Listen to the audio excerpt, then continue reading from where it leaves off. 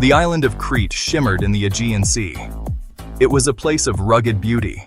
Dédalus, a master craftsman from Athens, stepped ashore. He had heard tales of Crete's splendor. Now, he saw it with his own eyes.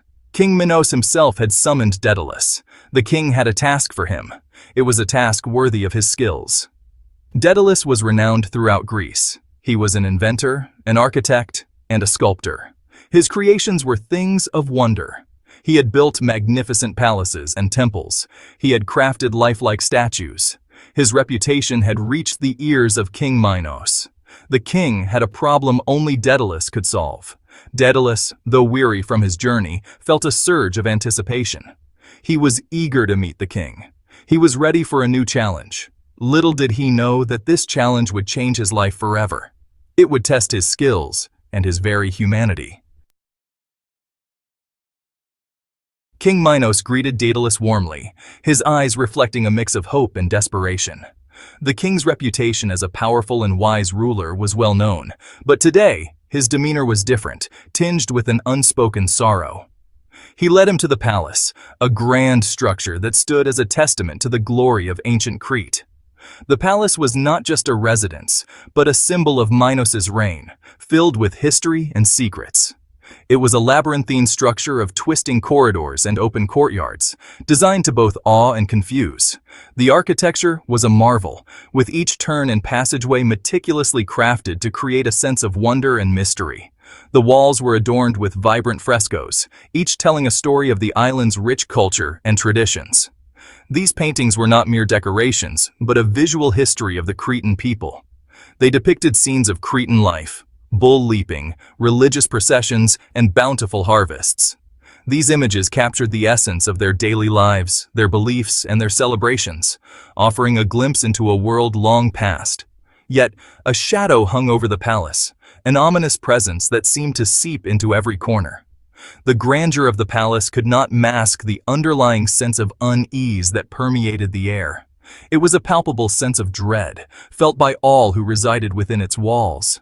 The inhabitants moved with a heaviness, their expressions grim, as if burdened by an invisible weight. Minos led Dédalus to a secluded chamber, away from the prying eyes of the court. This room, hidden deep within the palace, was a place of secrets and confessions. There, he revealed the reason for the summons. The king's voice trembled as he spoke, the weight of his words heavy with sorrow and fear.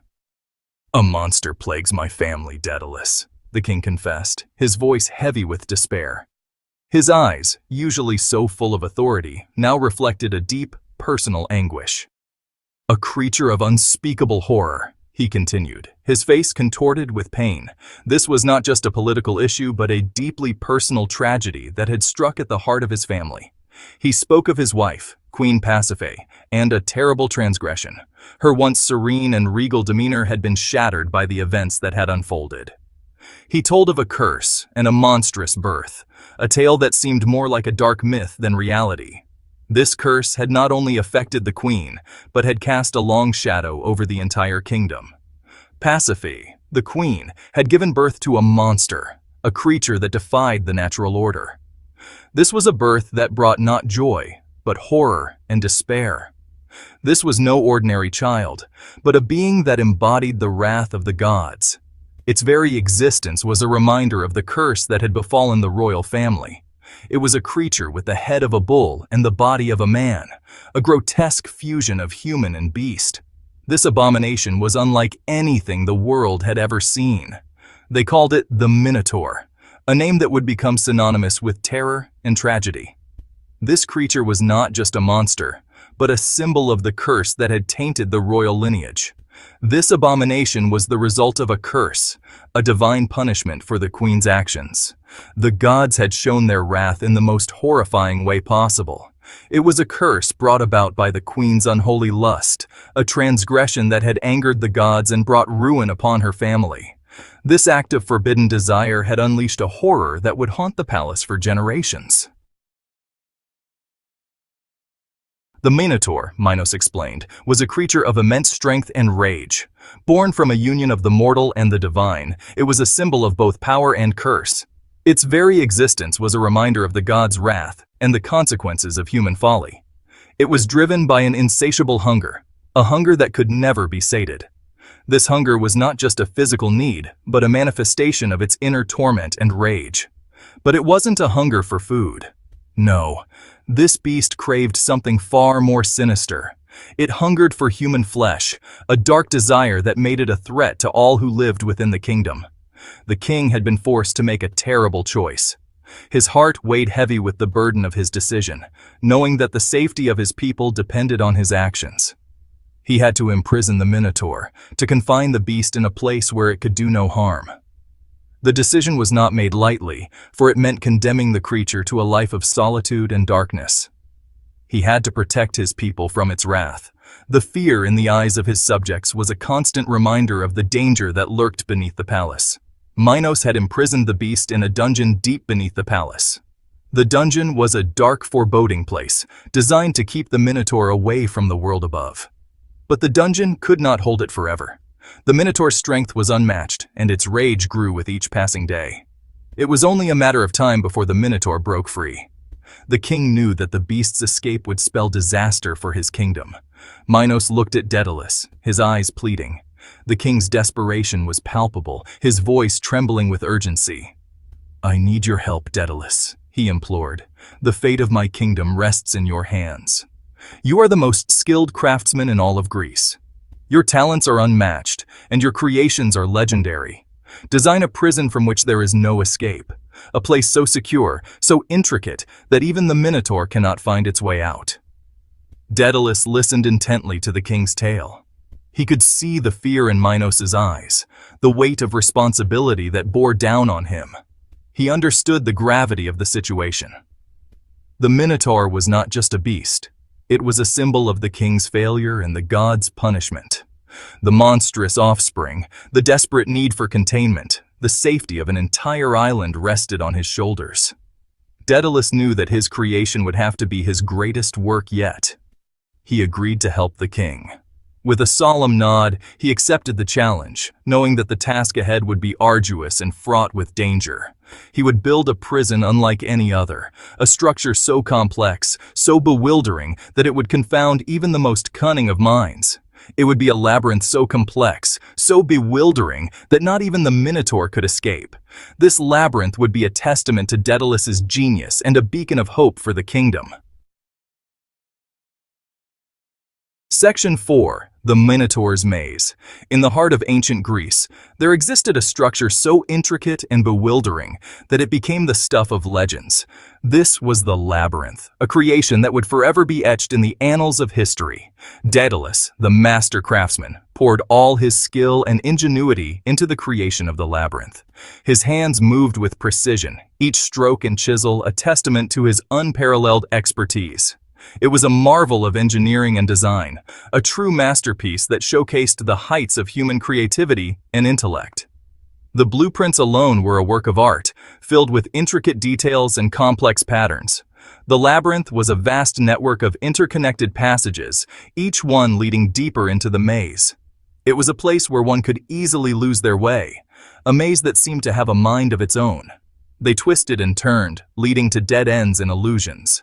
The pathways were designed to confuse and mislead, making it nearly impossible for anyone to find their way out once they had entered. It was a place of disorientation, designed to confound and trap. The very air seemed to hum with a sense of foreboding, as if the walls themselves were whispering secrets to those who dared to enter. Sunlight filtered down through openings in the ceiling, creating shifting patterns of light and shadow. These patterns danced on the walls and floors, adding to the sense of mystery and enchantment. The walls of the labyrinth were high and smooth, towering above anyone who walked its paths. They were crafted from the finest materials, polished to a gleaming finish that reflected the light in mesmerizing ways. They were impossible to scale, a barrier that kept all within its confines. The smooth surfaces offered no handholds, no way to climb or escape. The floors were paved with polished stone, each tile fitting perfectly with the next. They were smooth and unyielding, a testament to the craftsmanship that went into their creation. There was no way to dig out. The ground was solid and impenetrable, a barrier that ensured no one could escape from below. At the heart of the labyrinth, Dédalus constructed a central courtyard. This was a place of eerie calm, a stark contrast to the confusing passages that led to it. This was where the Minotaur was kept. The creature, half man and half bull, roamed the courtyard, its presence a constant reminder of the labyrinth's true purpose. The courtyard was accessible by only one route. This path was known only to a select few, a secret that was closely guarded. This route was a treacherous path through the maze. It was filled with dangers and traps, designed to deter any who might try to reach the Minotaur. The labyrinth was a masterpiece of confinement.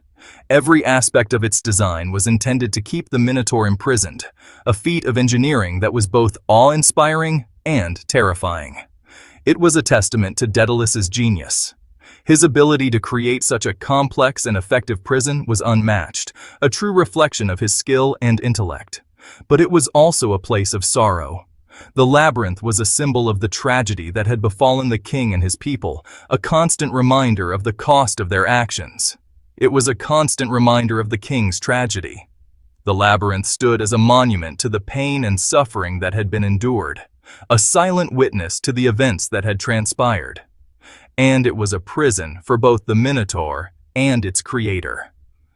Dédalus, the genius behind the labyrinth, was also trapped by his own creation, a prisoner of his own making. Section 5. Whispers of Escape. Years passed. Dédalus remained on Crete. He had been given a place of honor in the king's court. Yet, he longed for home. He missed Athens. His thoughts drifted to his son, Icarus, whom he had brought to Crete. Icarus was a bright and curious boy. He was fascinated by his father's work. The labyrinth, however, cast a long shadow over their lives. Dédalus had built it to contain a monster. But he felt trapped himself. King Minos, fearful of the labyrinth's secrets being revealed, refused to let them leave. Crete, once a place of beauty and opportunity, had become their gilded cage. One evening, as father and son walked along the cliffs overlooking the sea, Dédalus noticed a shift in Icarus's demeanor. The boy, usually full of life, seemed lost in thought. "Father," Icarus finally spoke, his voice barely a whisper, "will we ever leave this place?" Section 6. The Call of Freedom. Dédalus looked at his son, his heart aching. He too yearned for freedom. He longed to feel the familiar streets of Athens beneath his feet. He looked up at the endless expanse of the sky, and an idea began to take shape in his mind. It was a daring, some might say foolish idea, but it was their only hope. "Icarus," Dédalus said, his voice filled with a newfound determination. "We will leave this place. We will fly." As the sun dipped below the horizon, casting long shadows across the sea, they stood there, father and son, looking to the sky. They dreamed of freedom.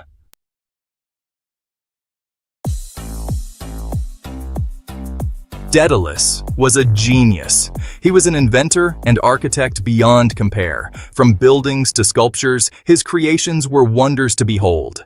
People from distant lands came just to witness his brilliance. Dédalus was respected. He was also feared. His inventions could be used for good or evil. King Minos of Crete recognized Dédalus's talent. He hired him to build a special prison. This prison was a maze called the Labyrinth. It was so complex, no one could escape. The labyrinth held a terrible secret, the Minotaur. This creature was half man, half bull. King Minos used the Minotaur to terrorize his enemies. Dédalus felt responsible for this monster's prison. He had designed the labyrinth too well. Dédalus and his son, Icarus, were also trapped. King Minos feared Dédalus would reveal the labyrinth's secrets, so he kept them captive on the island. Dédalus yearned for freedom. He dreamt of escaping the island prison. But how could they escape from this maze of his own design? Dédalus observed the birds soaring above the sea. An idea sparked in his mind. Wings, he thought. We can escape with wings. He collected feathers of various sizes. He carefully bound them together with twine. He used wax to solidify the structure, making it light and strong. Icarus, filled with excitement, helped his father. Soon, they had two pairs of magnificent wings, ready to carry them away from their prison. The escape would be dangerous, but the thought of freedom fueled their hope. They strapped on the wings, feeling their lightness. With a running leap, they launched themselves into the air. The wind rushed beneath the wings, lifting them higher. Icarus laughed in delight, his heart soaring with the birds. Below them, the island of Crete grew smaller. The vast expanse of the blue sea stretched out before them. They were free, at least for a little while. The feeling was exhilarating, unlike anything they had experienced before. Section 5. The Sun's Allure. As they flew, the sun climbed higher and higher in the sky. Its warmth enveloped them. Icarus, enthralled by the exhilarating feeling of flight, soared higher and higher. He flew dangerously close to the sun, mesmerized by its golden rays. Dédalus, watching in horror, shouted, "Icarus, no! Fly closer to the sea! The sun will melt your wings!" But Icarus, lost in the overwhelming joy of flight, didn't hear his father's warnings. Section 6. A Father's Anguish. The wax on Icarus's wings softened. Feathers loosened and drifted away. Icarus realized his mistake, but it was too late. With a terrifying scream, he plummeted towards the sea. Dédalus watched helplessly as his son disappeared into the waves. His heart shattered. Dédalus circled the spot where Icarus fell.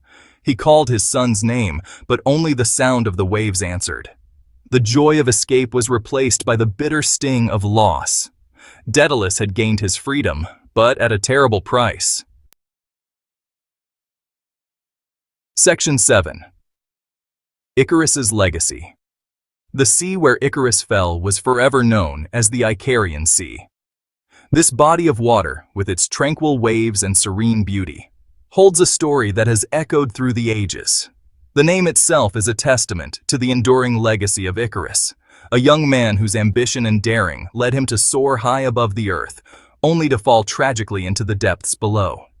His story became a reminder of the dangers of recklessness and the allure of the unknown.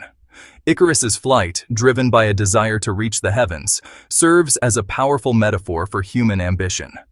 The wax that held his wings together melted under the sun's intense heat, symbolizing the fragile nature of our dreams when not grounded in reality. Though a tragic figure, Icarus's story also celebrates the human desire to break free from limitations and reach for the impossible. His daring flight represents the spirit of innovation and the courage to push boundaries. It is a tale that resonates with anyone who has ever dared to dream beyond the confines of their circumstances. Even today, the myth of Icarus serves as a cautionary tale. It is a story that has been told and retold through generations, each time reminding us of the fine line between ambition and hubris. The ancient Greeks used this myth to teach their children about the importance of humility and the dangers of overreaching. It reminds us that ambition and dreams must be tempered with caution and wisdom. The story of Icarus is not just about the fall, but also about the flight. It is about the exhilaration of reaching for the stars and the sobering reality of the consequences when we ignore the limits of our capabilities. It teaches us that even in the pursuit of our greatest aspirations, we must never forget the importance of balance and restraint. The myth of Icarus is a timeless lesson in the need for moderation.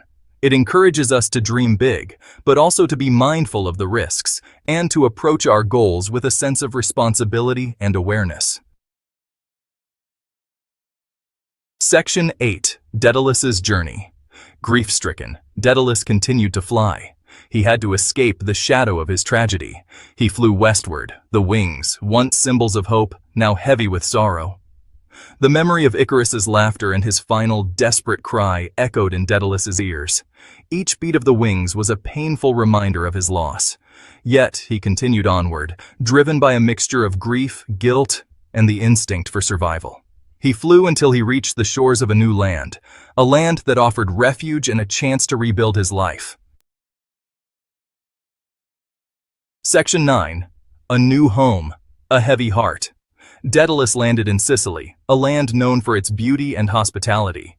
The island, with its lush landscapes and serene coastlines, offered a stark contrast to the turmoil he had left behind.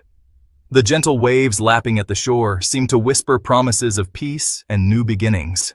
King Kokolos welcomed him with open arms, offering him not just shelter, but a chance to rebuild his life. The king's court was a place of warmth and generosity, a sanctuary where Dédalus could find solace. Here, he was not just a refugee, but a revered guest, honored for his unparalleled skills and wisdom. Dédalus, grateful for the king's kindness, shared his skills and knowledge freely. He built magnificent temples that reached towards the heavens and created works of art that captured the very essence of human emotion. His sculptures were not just stone and marble, but living stories that spoke to the hearts of all who beheld them. Despite finding peace and purpose in Sicily, Dédalus never forgot Icarus. The memory of his son was a shadow that followed him, a silent companion in his moments of solitude. Every sunset reminded him of the day Icarus flew too close to the sun, and every gentle breeze seemed to carry whispers of his son's laughter. He carried the burden of his son's death with him, a constant reminder of the price of freedom and the consequences of unchecked ambition. The weight of his grief was a heavy chain, binding him to the past even as he tried to move forward. It was a lesson etched deeply into his soul, a cautionary tale of hubris and loss. He poured his grief and remorse into his work, each creation imbued with the bittersweet memory of his lost son. His art became a vessel for his sorrow, a way to keep Icarus's spirit alive. Every chisel mark, every brushstroke was a tribute to the boy who had soared too high, a testament to a father's enduring love and unending regret. In his masterpieces, the world could see not just the brilliance of Dédalus, but the depth of his pain and the strength of his heart. Section 10. Lessons in Hubris. The story of Dédalus and Icarus is a tale of invention, escape, and loss. Dédalus, a master craftsman, created wings made of feathers and wax for himself and his son, Icarus, to escape from the labyrinthine prison of Crete. It teaches us about the power and limitations of human ingenuity. Dédalus's invention was a marvel of human creativity, showcasing the boundless potential of the human mind to solve problems and overcome obstacles. It reminds us that even the most brilliant minds can be blinded by ambition. Despite Dédalus's warnings, Icarus flew too close to the sun, causing the wax in his wings to melt. His fall serves as a poignant reminder of the dangers of overreaching, and that the pursuit of freedom comes with responsibility.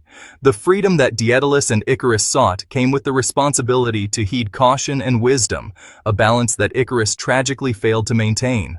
Most importantly, it highlights the importance of listening to wise counsel.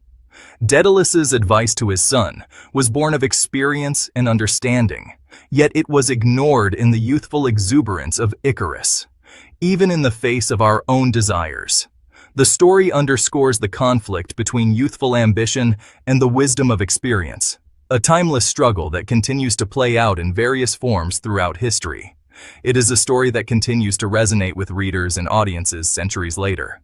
The tale of Dédalus and Icarus has been retold in countless forms, from ancient plays to modern literature, each time reminding us of its profound lessons, reminding us of the enduring power of Greek mythology. These myths are not just stories. They are reflections of human nature, capturing the complexities of our desires, fears, and aspirations, and its timeless lessons about the human condition. The myth of Dédalus and Icarus, like many Greek myths, offers insights into the human psyche, teaching us about the consequences of our actions and the importance of humility and wisdom.